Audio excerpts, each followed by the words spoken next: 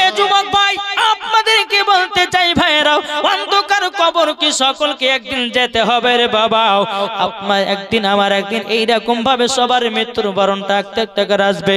আমার আল্লাহ বলছে বান্দা রে, ও বান্দা, একদিন অন্ধকার কবরে তোমাকে চলে যেতে হবে। অন্ধকার কবরে যাওয়ার আগে তোমাকে 5 ওয়াক্ত নামাজ দিতে হবে। অন্ধকার কবরে যাওয়ার আগে তোমাকে নবীর সুন্নাত মেনে চলতে হবে। অন্ধকার কবরে যাওয়ার আগে আমার আল্লাহ বলতেছে, ও আমার বান্দা বান্দিরা, মানুষের সঙ্গে ভালো ব্যবহার করবে। আমার আল্লাহ বলছে, বান্দা, ও গো বান্দা, তোমরা যদি দিনের মধ্যে গুনাহ করে দাও, আমার আল্লাহ বলতেছে ওই বান্দা যদি আমার কাছে ক্ষমা প্রার্থনা চায়, আমার আল্লাহ পাক আল্লাহ তাআলা বলতেছে ওই বান্দাকে ক্ষমা করে দেব। জোরে বলেন না সুবহানাল্লাহ। তা আপনাদেরকে বলতে চাই, জান্নাতে যদি পেতে চান বাবা, কবরে যদি আসান পেতে চান, আগে বাপ মাকে মহব্বত করো। মাকে ভালোবাসেন। আমার আল্লাহ পাক আল্লাহ তাআলা বলছো, আমার বান্দা বান্দিরা, বাপ মাকে কখনো দুঃখ দিবে না, বাপ মাকে কষ্ট দেবে না। আমার আল্লাহ বলতেছে যারা বাপ মার সঙ্গে খারাপ ব্যবহার করবে, আমার আল্লাহ বলছে ওদের নামাজ রোজা হজ যাকাত কিছুই কবুল হবে না। কবুল হবে না, হবে না। চলো বাবাজি, আমার একদিন নবী মুস্তাফা সাহাবীদেরকে নিয়ে একটা কবরস্থান দিয়ে বাবা হেঁটে হেঁটে চলে যান। আমার গায়বের সংবাদদাতা নবী সাহাবীদেরকে বলছে, এ সাহাবীরা তবে শোনো গো, শোনো, ও সাহাবীরা তবে শোনো গো, এই কবরে আযাব চলতেছে, আমার সাথে সাথে তোমরাও আল্লাহর কাছে হাত তোলো। আমার নবী মুস্তাফা সাহাবীদেরকে নিয়ে যখন বাবা আল্লাহর কাছে হাত তুলেছেন, আমার আল্লাহ পাক আল্লাহ তাআলা বলছে, বলে নবী গো, আজকে আপনার হাতের দোয়া কবুল হবে না। আমার নবী বলছে, বলে আল্লাহ গো, কেন কবুল হবে না? আল্লাহ গো, আমি যখনই দোয়া করেছি কারেন্টের মতো দোয়া কেন কবুল হয়ে গেছে? আল্লাহ গো, আমার দোয়া কেন কবুল হবে না? কাইবে আমাদের বলতে, বলে নবী গো, যেই ছেলের জন্য দোয়া করতেছেন, যার কবরে আযাব চলতেছে, ওই ছেলেটা তার বাপ মাকে দুঃখ কষ্ট দিয়েছে। ওর মা যতক্ষণ ক্ষমা না করবে, তার কবরের আযাব বন্ধ হবে না। বাবাজি মুসলমান ভাইরাও, এ সোনা মানিকেরাও, আমার নবী মুস্তাফা বলতে, জগবার সাহাবীরা তবে শুনে না, শুনে নাও, যে ছেলেটা কবরে আযাব চলতেছে তার মা বেঁচে আছে নাকি? বলে হ্যাঁ, তার মা তো বেঁচে আছে, চলো যাই। সাহাবীরা বলছে, নবী গো, তিনার মা বেঁচে আছে, একজন বৃদ্ধা মহিলা একটা ছোট্ট ঘরে বসে বসে আল্লাহ তাআলার ইবাদত করে। আমার নবী বলছে, সাহাবীরা চলো গো, চলো, ওই যেতে চাই বুড়িমার কাছে, তার বুড়িমা তার সন্তানকে কি দুঃখ কষ্ট দিয়েছে আমরা একটু জানতে চাই। আমার নবী মুস্তাফা সাহাবীদেরকে নিয়ে যখন বুড়িমার ভিতরে, বাড়ির ভিতরে প্রবেশ করেছে, বুড়িমা বলছে, লাব্বাইক ইয়া রাসূলুল্লাহ, লাব্বাইক হাবিবাল্লাহ। ওগো নবীজি গো, আমার বাড়িতে টাইমের ভিতরে কেন? আমার নবী মুস্তাফা বলছে, বলো গো বুড়িমা, তোমার একটা সন্তান ছিল, 1.5 বছর আগে মারা গেছে। বুড়িমা চোখের পানি ঝরঝর করে ফেলে কান্না করতে লেগেছে। ওগো নবীজি, ওই সন্তানের কথা বলবেন না, ওই সন্তান দুনিয়াতে নাই বলে আমি শান্তিতে বসবাস করতে পারছি। বুড়িমা কেঁদে কেঁদে বলছে, নবী গো, ওই সন্তানকে আমি এত দুঃখ কষ্ট করে মানুষ করেছি, ওই সন্তান আমাকে দুনিয়ায় কষ্ট দিয়েছে। নবী গো, ওই সন্তান দুনিয়াতে নাই বলে আমি আরামে আল্লাহর ইবাদত করতে পারতেছি। আমার নবী বলছো, বুড়িমা গো, কোন মাকে সন্তানের জন্য বদদুয়া করতে হয় না। বুড়িমা বলছে, বলে নবী গো, আমি বদদুয়া তো করি না গো নবীজি, যে সন্তানকে আমি 10 মাস 10 দিন গর্ভে রেখেছিলাম, ওগো নবীজি, রাত্রিবেলা যখন ঘুম পাড়তাম, বাচ্চা যখন পেটের ভিতরে ছিল লাথি মেরেছে, আমি মা জননী সারা রাত্রি ঘুম পাড়তে পারিনি বেদনাতে গো নবী। ওই সন্তানকে মাঘ মাসের ঠান্ডাতে জন্ম দিলাম। জন্ম দেওয়ার পরে নবী গো, আমি যখন ডান দিকে বাচ্চাকে ঘুমাতাম, বাচ্চা রাত্রে বেলায় পেশাব করে দিত, আমার বেটাকে ডান দিকে শোয়াতাম, ডান দিকে যখন পেশাব করে দিত, ওগো নবীজি আমার জায়গাতে আমার বেটাকে শোয়াতাম, আমার বেটা যখন আমার জায়গাতে পেশাব করে দিত, নবী গো আমি মা জননী সারা রাত্রি ঠান্ডাতে ভিজাতে পার করেছি। আমার সন্তান কি জ্বর হয়ে যাবে বলে, আমার সন্তানকে সর্দি লেগে যাবে বলে আমি মা জননী আমার বুকেতে সন্তানের জায়গা দিয়েছি। ওগো দয়াল নবীজি ওই সন্তান এখন বড় হয়ে ওগো নবীজি ওই কাল্লাগিনীর পাল্লাতে পড়ে এক মুঠো ভাত খেতে দেয় না। নবী গো ওই কাল্লাগিনীর পাল্লাতে পড়ে আমাকে মারধর করেছে, নবী গো আমাকে লাথি পর্যন্ত মেরেছে। ওগো নবীজি ওই সন্তানের প্রতি আমি রাগান্বিত হয়ে গেছে, নবী গো ওই সন্তানকে মাফ করতে আমি পারবো না। আমার নবী মুস্তাফা চোখের পানি জড়ায় বলছে, ও বুড়ি মা গো আপনার সন্তানের কবরের কাছে চলো, সন্তানের কবরের কাছে চলো। যখন বাবা বুড়িমাকে তার সন্তানের কবরের পাশে নিয়ে যাওয়া হলো, নিয়ে যাওয়ার পরে আমার নবী মুস্তাফা আল্লাহ দরবারে হাত তুলে বলতেছে, আল্লাহ এই বুড়িমাকে তার সন্তানের কবরের আযাব দেখা শক্তিটা দান করে দাও। আমার নবী যখন দোয়া করেছে রে বাবা, কারেন্টের মতো দোয়া আল্লাহ কবুল করে নিয়েছে। আমার নবী বলছে, এ বুড়িমা তোমার সন্তানের কবরের দিকে তাকাও, তাকাও। যেমন বাবা তাকিয়েছি আমার আল্লাহ পাক আল্লাহ তাআলা বলছে, নবী গো ওই বুড়িমা তার সন্তানের কবরের আযাব দেখে শক্ত করতে পারবে না, সহ্য করতে পারবে না। বুড়িমা যখন কবরের দিকে তাকিয়েছে বাবা, তার সন্তান কবরে দাও দাও করে বাবা জ্বলতে আছে, আর মা মা করে চিৎকার করে, মা গো তোমার সাথে অন্যায় করি খুব পাপ করেছি, ও মা জননী দুঃখ কষ্ট দিয়ে পাপ করেছি গো মা গো আমাকে ক্ষমা করে দাও। বুড়িমা চোখের পানি ঝরঝর করে ফেলিয়েছে বাবা। আমার নবী মুস্তাফা তিনিও বাবা চোখের পানি ঝরঝর করে আপনার ফেলতেছে বাবা। আমার নবী বলছে, বুড়িমা গো তোমার সন্তানকে যতক্ষণ ক্ষমা না করবে আমার আল্লাহ কবরের আযাব মাফ করবে না।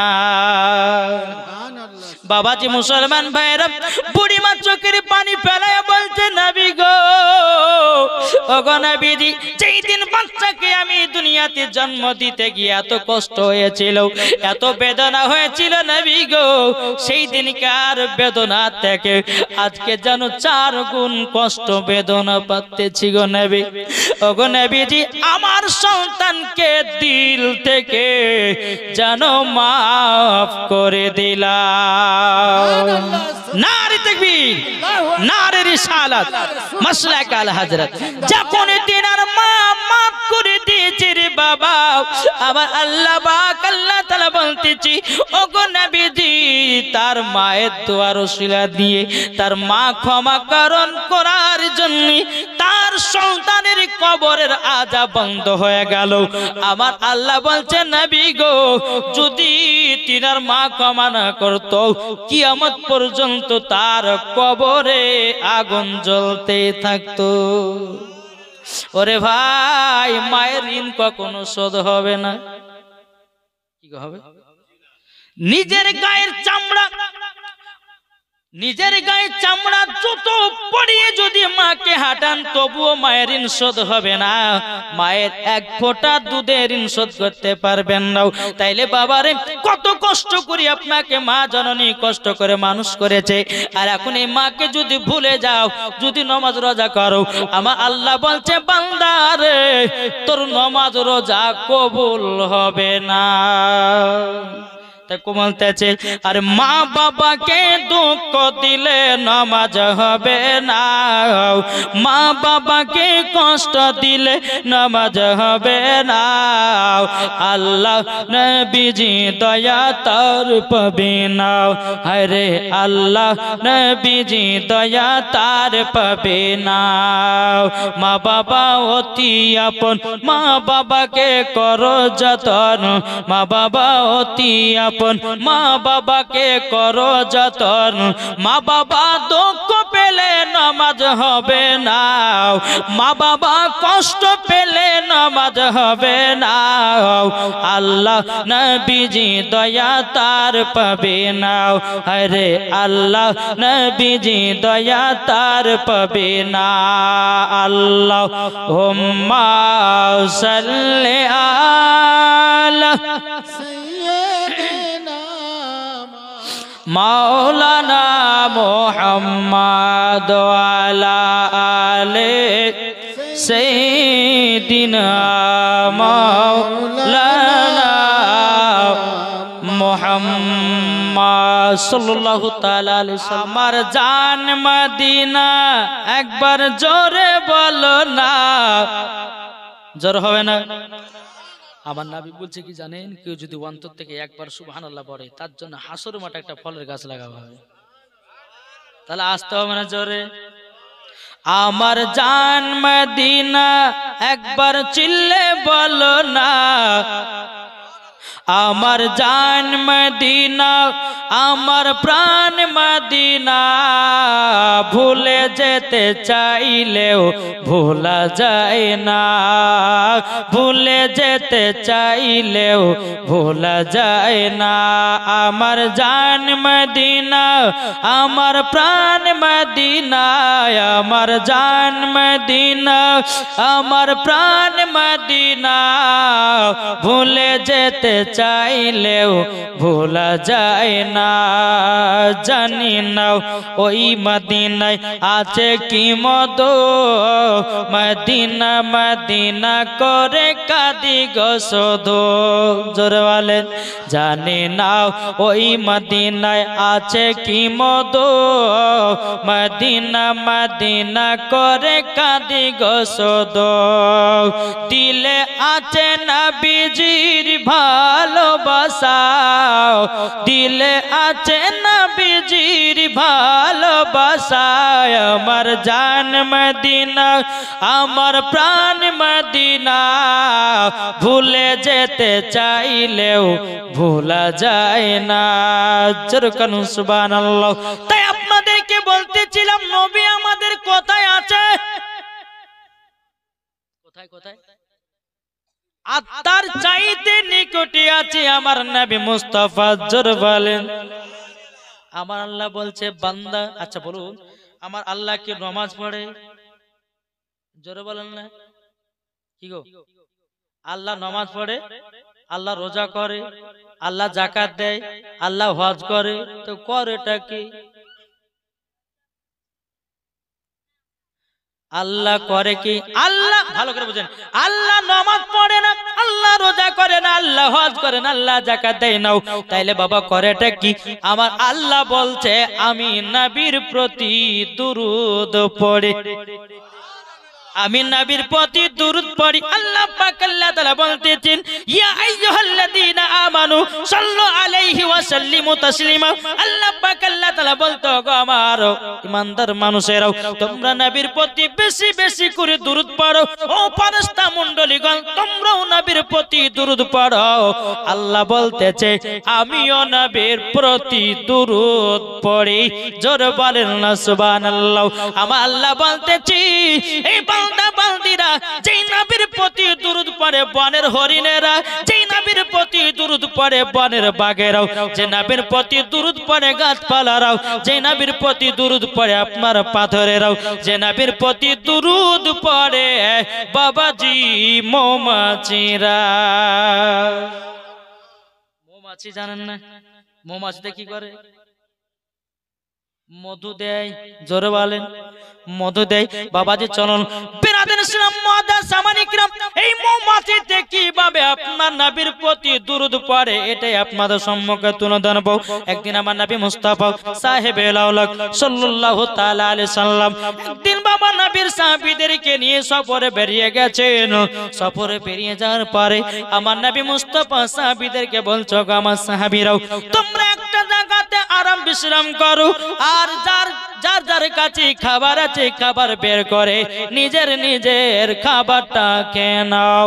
সমস্ত সাহাবীরা ব্যাগ থেকে রুটি বের করেছে বাবা, শুকনো রুটি বের করেছে। আমার নবী মুস্তাফা বলতে যোগো আমার সাহাবীরা তোমরা কি রুটির সঙ্গে কোনো তরকারি নিয়ে আসো নাই? সমস্ত সাহাবীরা বলছে নবী গো ওগো নবীজি তরকারি আমরা নিয়ে আসি নাই, শুকনো শুকনো রুটি নিয়ে এসেছে। আমার নবী মুস্তাফার মাথা মুবারকের উপরে বাবা একটা মৌমাছি এসে বাবা গুনগুন গুনগুন করে আওয়াজ করতে লেগেছে বাবা। সমস্ত সাহাবীরা বলছে নবী গো ওগো দয়াল নবীজি আপনার মাথা মুবারকের উপরে নবী গো মৌমাছিটা কেন গুনগুন করে আওয়াজ করতেছে? সাহাবীরা বলছে নবী গো আপনি তো বাঘের কথা বুঝতে পারেন, নবী গো আপনি তো হরিণের কথা বুঝতে পারেন, নবী গো আপনি তো গাছের কথা বুঝতে পারেন, নবী গো আপনি সাপের কথা বুঝতে পারেন, নবী গো আপনি সমস্ত জীব জানোয়ারের কথা বুঝতে পারেন, নবী গো মৌমাছিটা কি জানো বলতেছে? নবীকে একটু বলুন না। আমার নবী মুস্তাফা বলতেছে এই সাহাবীরা এই মৌমাছিটা বলতে আছে নবী গো আপনার সাহাবীদের কাছে কোনো তরকারি নাই, আমাদের চাকে মধু আছে, ওই মধু এক বাটি নিয়ে এসে রুটি দিয়ে খান। মৌমাছিতে বলতেছে আমার নবী মুস্তাফা হযরত আলী রাদিয়াল্লাহু তাআলা আনহু বলতেছে ওগো আলী একটা পেয়ালা বাটি নিয়ে যাও, এই মৌমাছির পেছনে পেছনে যাও। বাবাজি মুসলমান ভাইরাও মৌমাছির পেছনে পেছনে হযরত আলী রাদিয়াল্লাহু তাআলা আনহু তিনি বাবাজি কি করেছেন বাবা চলতে লেগেছে, চলতে চলতে বাবা মৌমাছির চাকে গিয়ে চাকে বসে গেল। আর ওই মৌমাছির চাক থেকে হযরত আলী রাদিয়াল্লাহু তাআলা তিনি বাবা এক বাটি মধু সংগ্রহ করে নিল। মধু সংগ্রহ করে নেওয়ার পর হযরত আলী রাদিয়াল্লাহু তাআলা আমার নবী মুস্তাফার কাছে হাজির করলো। জোরে বলেন না সুবহানাল্লাহ। আমার নবী বলছে আলী গো ওগো আলী তুমি কি মধু নিয়ে এসেছো? যে হুজুর মধু আমি তে নিয়ে এসেছে এরই নাম হলো আলী। জোরে বলেন না সুবহানাল্লাহ। এই বাবা আলীর পাওয়ার কত একটু বলবো নাকি? মধুর ঘটনাটা একটু থাকে দিকে মনে করে রাখবেন। জি বেরাদার এই আলী কার নাম জানতে রাজি আছি না নাই? ইনশাআল্লাহ আছে, চলুন। আলী হলো তার নাম যিনি হলো আল্লাহর বাগ। জোরে বলে যিনি আলী খাইবারের যুদ্ধতে বাবা যুদ্ধ করতে গিয়ে 70 মনের ঢাল নিয়ে যুদ্ধ করেছে, তারই নাম হযরতে আলী। একা যুদ্ধতে ফাঁসো হয়েছে, তার নাম হচ্ছে হযরত আলী। জি এই আলীর শরীরে বাবাজি এমন একটা শক্তি আল্লাহ দান করেছিলেন। হ্যাঁ দেখবেন যে কোনো আমরা কাজ করতে গেলে যে কোনো একটা ভারী জিনিস চলতে ইয়া আলী বলি না আমরা, ইয়া আলী বললে মনে হচ্ছে সব একবার প্রতিদিন উড়ে বেড়ে পালিয়ে যাবে। একটা শক্তি বাবাজি এই আলীর শরীরে এত শক্তি। চলুন এই আলী কার নাম? একদিন হযরত আলী রাদিয়াল্লাহু তাআলা আনহু তিনি বলতেছে ওগো নবীর সাহাবীরা তোমরা শুনে নাও, হযরতে জিবরিল আমিন আমার কাছে দুবার যায়, নবীজির কাছে একবার যায়। সমস্ত সাহাবীরা বলতেছে আলী তো ভুল ওয়াজ করলো। সমস্ত সাহাবীরা নবীজির কাছে গিয়ে বলছে ইয়া রাসূলুল্লাহ ইয়া হাবিবাল্লাহ নবী গো হযরত আলী একটু ভুল ওয়াজ করেছে গো নবী। আমার নবী বলছে গো সাহাবীরা কি ভুল ওয়াজ করেছে বলো নাও।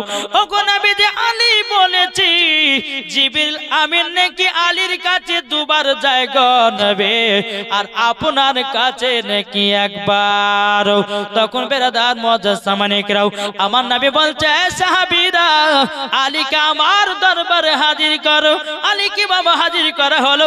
আমার নবী মুস্তাফা বলতেছে বলে আলী গো কি ওয়াজ করেছে বলো নাও।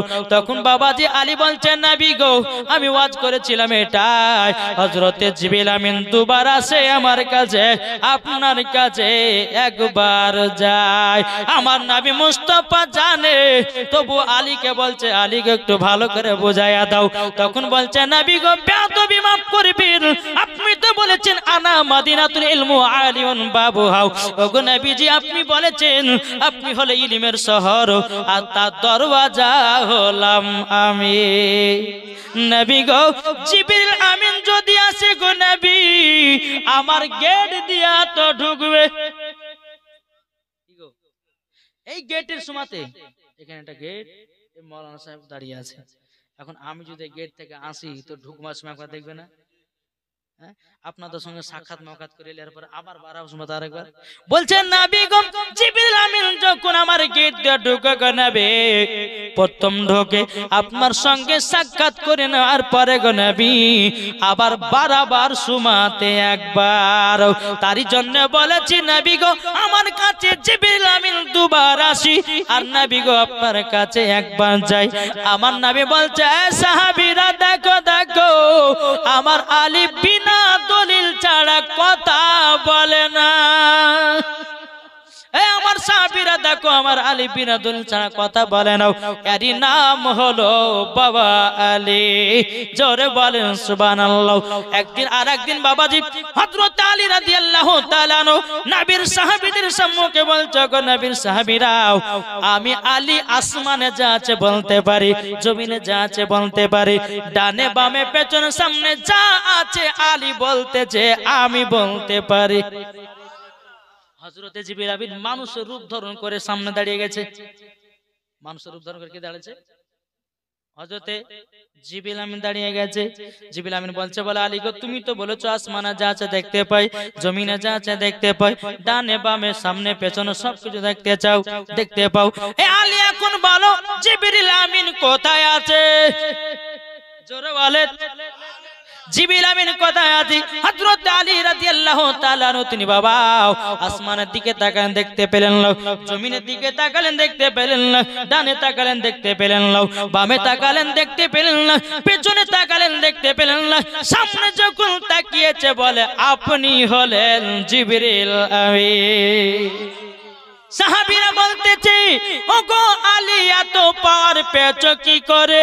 হযরত আলী রাদিয়াল্লাহু তাআলা তিনি বলতেছেন বলো ওগো নবীর সাহাবীরা আমি নবীকে আখেরি গোসল দেওয়ার টাইমে আমার নবী মুস্তাফার শরীর মুবারকে এক জাররা পানি থেকে গেছিল, আমি আলী ওই পানিটাকে জিহ্বা দিয়া শোষণ করে নিয়েছি। সেই দিন থেকে সবকিছু দেখতে পাই। নারে তাকবীর, নারে রিসালাত, মাসলাক আলা হযরত।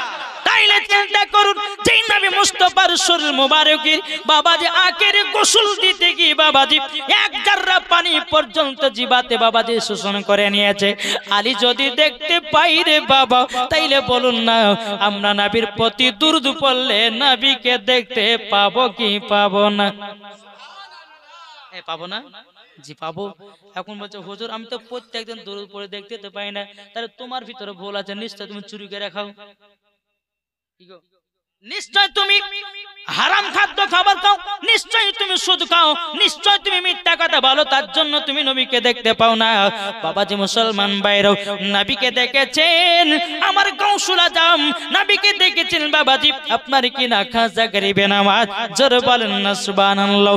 নবীকে দেখতে গেলে বাবা দিলের প্রয়োজন, মিথ্যা কথা বলা চলবে না, চুরি চামারি করা খাওয়া চলবে না, সুদ খাওয়া চলবে না, হালালি খেতে হবে, সত্য পথে চলতে হবে। নবীর প্রতি ওই ব্যক্তি যদি গভীর রাত্রিতে দরুদ পড়ে আমার নবীজি স্বপ্নই দিদার করবে। কবি বলতে যে স্বপ্ন আমি দেখি সোনার মদিনা, জোরে বলেন ওমর নবীর দেশে চলো না জিয়ারতে ওই মদিনা, স্বপ্ন আমি দেখি সোনার মদিনা। নবী আমার নূরের তৈরি দু জাহানে নূরের রবি, নবী আমার নূরের তৈরি দু জাহানে নূরের রবি, সেই নবীকে দেখার তরে মন হলো মর উতালা, স্বপ্ন আমি দেখি সোনার মদিনা। ও মন নবীর দেশে চলো না জিয়ারতে ওই মদিনা স্বপ্ন আমি দেখি সোনার মদিনা টাকা করি নাই যে আমার শখ জেগেছে মদিনা যাওয়ার ঠিক না টাকা করি নাই যে আমার শখ জেগেছে মদিনা যাওয়ার আর কত হাজি হজ করলো আমার যাওয়া হলো না স্বপ্ন আমি দেখি সোনার মদিনা ও মন নবীর দেশে চলো না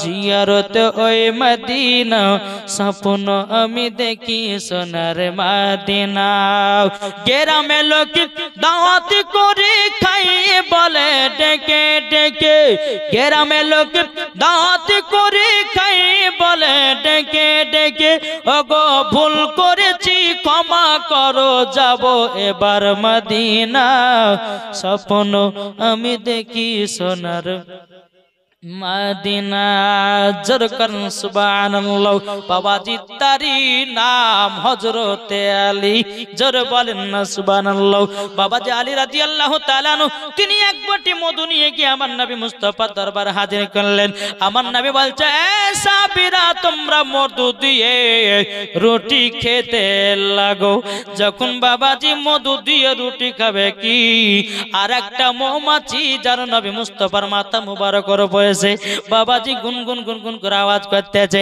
নবীর সাহাবীরা বলছে নবী গো ওগো দয়াল নবীজি আপনার মাথা মুবারকের উপরে কেন মৌমাছি আওয়াজ করতেছে আবার বলুন না আমার নবী বলতেছে সাহাবীরা গো আর যদি মধু লাগে অন্য অন্য চাক থেকে মধু দেওয়া হবে সেটাই মৌমাছি আমাকে বলে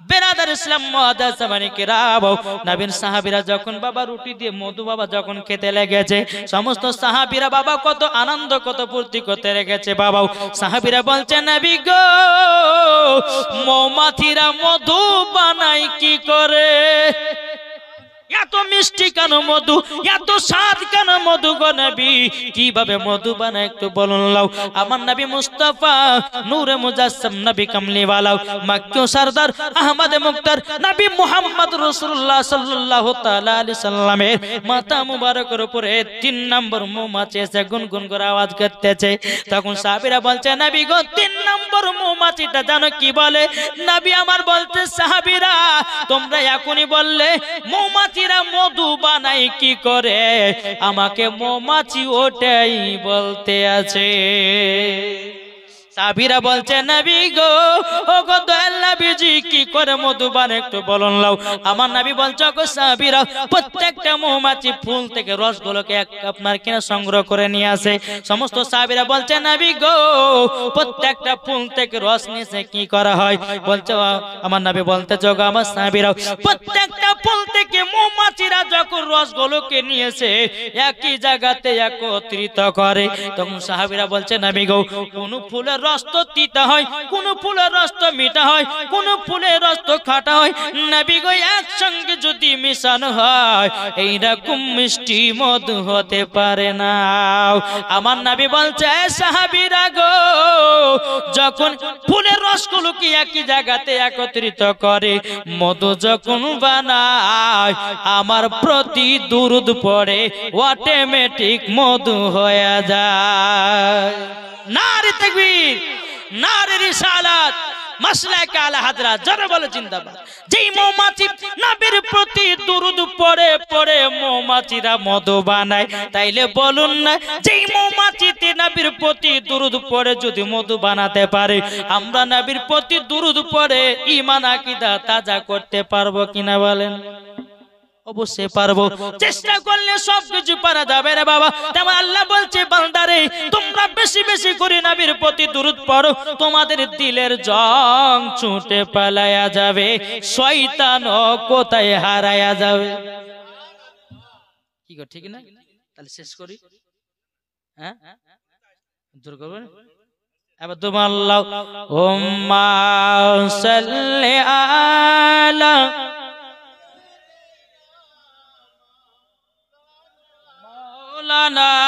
মুহাম্মাদ ওয়া আলা আলি সাইয়্যিদিনা মাওলানা মুহাম্মদ সাল্লাল্লাহু মুহাম্মাদিন मोहम्मद हरदम ज़बान से निकालो पाक नामे मोहम्मद सल्लल्लाहु ताला अलैहि वसल्लम। आमी मायेदेरके बोलते चाই গো মা জননী আপনারা এসেছেন কত মধুর জায়গা, ঠিক না? আমি মায়েদেরকে বলতে চাই ও মা জননীরা, নারী যদি হতে হয় হযরতে রাবিয়া বসরির মতো নারী হন, নারী যদি হতে হয় হযরতে খাতুনে জান্নাত মা ফাতেমা রাদিয়াল্লাহু তাআলা আনহার মতো নারী হন। ওগো মা জননী মরার পরে জান্নাতি হবে। যেই মা ফাতেমা রাদিয়াল্লাহু তাআলা না জীবনে কোনোদিন এক ওয়াক্ত নামাজ কাজা নাই, আর আমাদের ঘরের মা বোনেরা জীবনে কোনোদিন সিরিয়াল কাজা নাই। কি গো ঠিক না?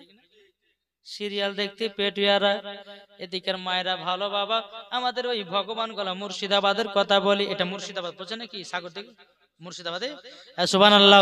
বিরাদর ইসলাম আমাদের ভগবান গলা থানার কথা মহিলাদের কথা বলতেছি। বাবা দিয়ারা বাবা নামা ঠিকঠাক পড়ে না, শুধু সিরিয়াল নিয়ে পাগল। যদি কোনো জায়গা আমাদের এলাকার মা বোনের জালসা শুনতে যায় বাবা, যে সেই দিনকে সিরিয়াল দেখা বন্ধ। সকালবেলা 5 সকালে উঠবে সিরিয়ালটা বাবা চালু করবে। সাদ্দামের বাপ যদি বলে সাদ্দামের মা একটু তাড়াতাড়ি করে চা নাস্তাটা বানিয়ে দাও, বলে বেশি বকো না, কালকে রাত্রে জালসা শুনতে গেছিলাম, যতক্ষণ সিরিয়াল দেখা না হবে ততক্ষণ চা নাস্তা কিছুই হবে না। আছে না জি? আমি মায়েদেরকে বলতেছে মা গো, নারী যদি হতে হয় তো খাতুনে জান্নাতের মতো নারী হন, মরার পরে জান্নাতি হওয়া যাবে। জোরে বলেন সুবহানাল্লাহ। বেরাদার চলুন একটু মায়েদের ওয়াজ করবো, তো শুনতে রাজি আছেন? চলুন মায়েদেরকে একটু বেশি করে শোনাতে হবে। বেরাদার ইসলাম মুআদ্দাস সামানে کرام, একদিন খাতুনে জান্নাত মা ফাতেমা রাদিয়াল্লাহু তাআলা আনহা হযরতে আলী রাদিয়াল্লাহু তাআলা আনহুকে বলতেছে, স্বামী গো, ও গো প্রাণের স্বামী, আমার কাজ করে যেন শরীরটা অসুস্থ হয়ে গেছে। ও গো স্বামী, আপনি তো মদিনার বাজারে কাজ করতে যান, ও স্বামী আমার কাজ করে টাকা পাবেন, 2টা কমলা লেবু নিয়ে আসবেন। খাতুনে জান্নাত তিনার স্বামীকে বলছেন।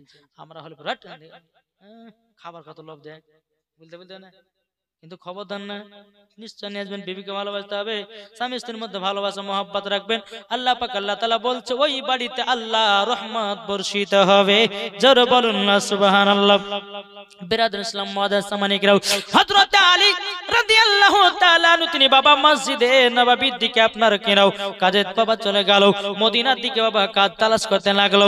সারা দিন মান কাজ করে করে বাবা কোন জায়গায় কাজ পাওয়া গেল না। হযরত আলী রাদিয়াল্লাহু তাআলা আনহু তিনি বাবা গুটি গুটি পায়ে বাড়িতে রওনা দিয়েছে রে বাবা। খাতুনে জান্নাত বলছে, স্বামী গো, আমার জন্য কি 2টা কমলা নিয়ে এসেছেন? হযরত আলী রাদিয়াল্লাহু তাআলা তিনি চোখের পানি ফেলা বলছে, বিবি গো, আজকে সারা দিন মান কাজ করলাম, কাজের জন্য কাজ ধরে ধরে পেলাম না। ওগো আমার বিবি গো, আমি গরিব আলী, যতক্ষণ খাটি ততক্ষণ খাই, আজকে কাজও পাই নাই, কমলাও নিয়ে আসা হয় নাই।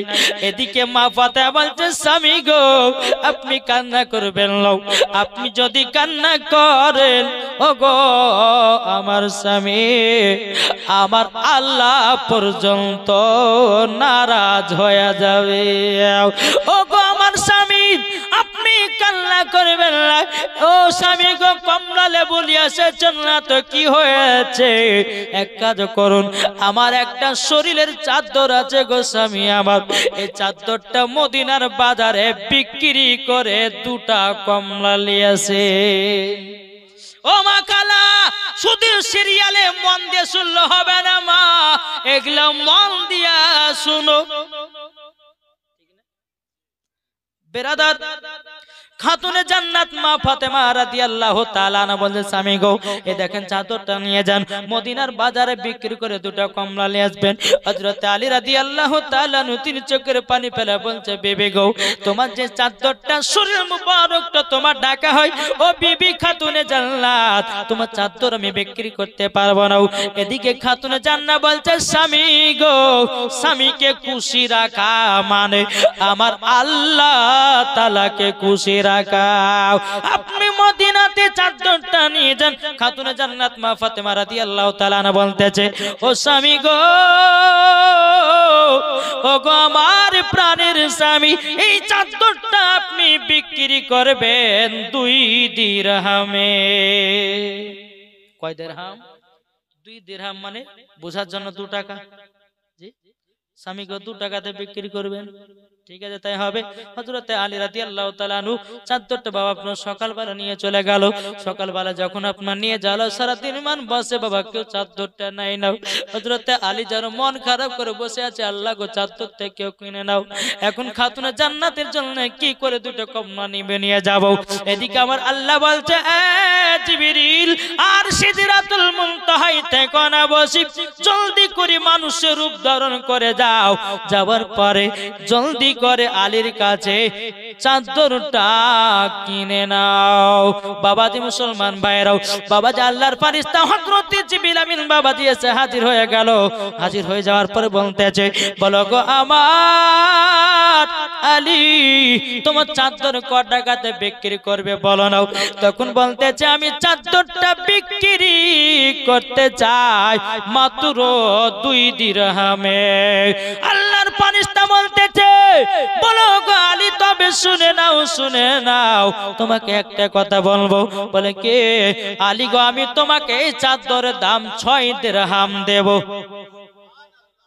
কয় দিরহাম 6 দিরহাম দেব কিন্তু বেরাদার আলী বলতেছে বলে না আমি 6 দিরহাম নিব না আমি 2 দিরহামই নেব আমরা হলে কি করতাম বলে দেন 6 টাকাই দেন 2 টাকা বিবিকে দেব 4 টাকা নিজের পকেটে ঢুকবে তা ভালো কিন্তু আলী রাদিয়াল্লাহু তাআলা আনহু তিনি বলছে বলে না আমি 2 দিরহামে বিক্রি করব কমও করব না বেশিও করব না আল্লাহর ফেরেশতা জিবরিল আমিন চাদরটা যখন বাবা কিনে নিয়ে বাবা আপনার চলে যায় এদিকে বাবাজি হযরত আলী রাদিয়াল্লাহু তাআলা আনহু তিনি আপনার 2 দিরহাম পেয়েছে 1 দিরহাম দিয়ে 2টা কমলা নিয়েছে আর একটা দিরহাম ফকির মিসকিনের মাঝে বিলি করে দিয়েছে জোরে বলুন না সুবহানাল্লাহ 2টো কমলা কিনেছে রে বাবা হযরত আলী রাদিয়াল্লাহু তাআলা তিনি কত আনন্দ করেছে আমার বিবিকে 2টা কমলা খাওয়াবো আমার বিবিকে 2টা কমলা খাওয়াবো এই বলে আনন্দ মনে ফুর্তি করে চলে যাচ্ছে বাবা একজন ফকির বাবা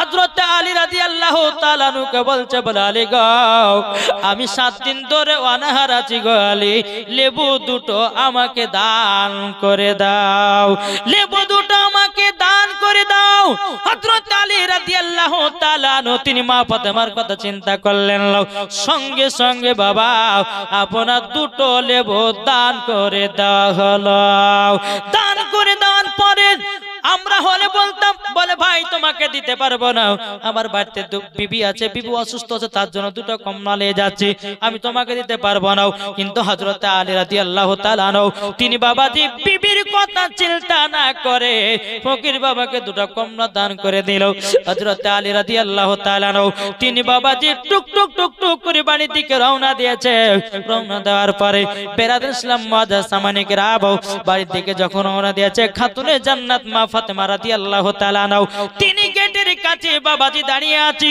বলতেছে গো বিবি খাতুনে জান্নাত গো আমি তোমার জন্য কমলা নিয়ে আসতে পারলাম না এদিকে মা ফাতেমা বলছে বলো গো আমার স্বামী গো কে বললে কমলা আপনি নিয়ে আসতে পারেননি আপনার নাম করতে একজন ব্যক্তি 1 ঝুড়ি কমলা দিয়ে গেল কমলা দিয়ে গেছে বলে হ্যাঁ বলে চলুন ঘরের ভিতর দেখবেন তো হযরত আলী রাদিয়াল্লাহু তাআলা আনহু তিনি ঘরের ভিতর দেখতেছেন বাবা 1 ঝুড়ি কমলা আর যে চাদরটা বিক্রি করেছিল আল্লাহর ফেরেশতার কাছে বাবা ওই চাদর খানো দেখা যায় জোরে বলেন না সুবহানাল্লাহ চাদর খানো দেখা যায় হযরত আলী রাদিয়াল্লাহু তাআলা আনহু তিনি বাবা নবীজির দরবারে গেছে যাওয়ার পরে বলছে বলছে ইয়া রাসূলুল্লাহ ইয়া হাবিবাল্লাহ নবী গো, আজকে আপনার খাতুন জান্নাতের পেটের চাদর নিয়ে মদিনার বাজারে গেছিলাম, আমি একজনের কাছে 2 দিরহামে বিক্রি করলাম, একটা দিরহাম দিয়ে 2টা কমলা নিলাম, আর একটা দিরহাম ফকির মিসকিনের মাঝে বিলি করে দিলাম। 2টা কমলা নিয়ে যখন রাস্তা দিয়ে আসছিলাম, এক ফকির বাবা বলে আমি 7 দিন দরওয়ান হারো 2টো কমলা দান করলাম, বাড়িতে এসে দেখছি এক জুড়ি কমলা চাদরও দেখা যায়। আমার নবী বলছে আলী গো, ও আলী, যার কাছে চাদর বিক্রি করেছে উনি কোন দুনিয়ার মানুষ ছিল না, উনি ছিল আল্লাহর ফেরেশতা হযরতে জিবরিল আমিন। ও আলী, শুধু তাই নয়, যে ব্যক্তি তোমার কাছে 7 দিনের ওয়ানাহার ছিল ওই ব্যক্তি কোন সাধারণ ব্যক্তি নয়, ওটা হলো আল্লাহর ফেরেশতা। ও গো আলী, আল্লাহ পাক আল্লাহ তাআলা রাজি খুশি হয়ে গেছে বলে, আল্লাহ পাক আল্লাহ তাআলা রাজি খুশি হয়ে গেছে বলে আল্লাহ পাক জান্নাতি তোমাকে কমলাও পাঠায়া দিয়েছে, জান্নাতি চাদরও দিয়ে দিয়েছে। এটির নাম হচ্ছে বেরাদার ইসলাম স্বামী স্ত্রীর মুহাব্বত। জোরে বলো সুবহানাল্লাহ। জি, যে মা ফাতেমা রাদিয়াল্লাহু তাআলা আনহা স্বামী স্ত্রীর মধ্যে এতটা মুহাব্বত, এতটা ভালোবেসেছিলেন বাবাজি, যদি বলতে যাই কমসে কম মা ফাতেমার জীবনে শুনতে গেলে 5 রাতের দরকার আছে। কয় রাত্রি বললাম? 5 রাত্রি। 5 রাত্রি যদি হয়তো মা ফাতেমার একবারে তোমাদের জীবনে শেষ হবে না বলে বাবা, তাও কমসে কম 5 দিন যদি বলা যায় তো শুনে মজা লাগবে, বুঝেন না? ওনাদের জীবনে কিয়ামত পর্যন্ত ফুরাবে না। বেরাদ ইসলাম, যাই হোক, একবার দূর করুন আল্লাহুম্মা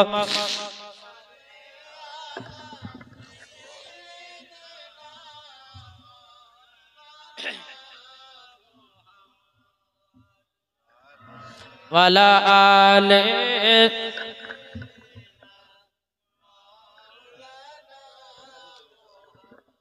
মুহাম্মদ। তুমি মানলে মানো, কারা বলছে? সুন্নিরা, ঠিক না? ওয়াহাবি দেওবন্দি লামাযাবি তোর কেউ শুনুন, তোর মানতে হয় মান, না মানলে মানিস না, কিন্তু নবীর নামে উল্টা পাল্টা কথা বলবি না, সুন্নিরা কখনো সহ্য করবে না, ঠিক না? তাই বলতেছে তুমি মানলে মানো, তুমি মানলে মানো, না মানলে মন মানো না, আশিকেরি আসল জান্নাত সোনার মদিনা। জোরে বলেন আশিকেরি আসল জান্নাত সোনার মদিনা। আশিক হৃদয়ে যত ইশকেরি জ্বালা, জোরে বলেন আশিক হৃদয়ে যত ইশকেরি জ্বালা, দূর করিতে পারে ওই মদিনাওয়ালা। জোর হয় না? আশিক হৃদয়ে মাঝে ইশকেরি জ্বালা, দূর করিতে পারে ওই মদিনাওয়ালা। তাই মদিনা মদিনা করে, তাই মদিনা মদিনা করি হয়ে যাও ফানা, আশিকেরি আসল জান্নাত সোনার মদিনা, আশিকেরি আসল জান্নাত সোনার মদিনা। যাদের দিলে আছে নবীর ভালোবাসা, তাই তো যাবে দেখো সোনার মদিনা। মদিনাতে গেলে পরে, মদিনাতে গেলে পরে পাবো নবীজি দেখা, আশিকেরি আসল জান্নাত সোনার মদিনা, আশিকেরি আসল জান্নাত সোনার মদিনা।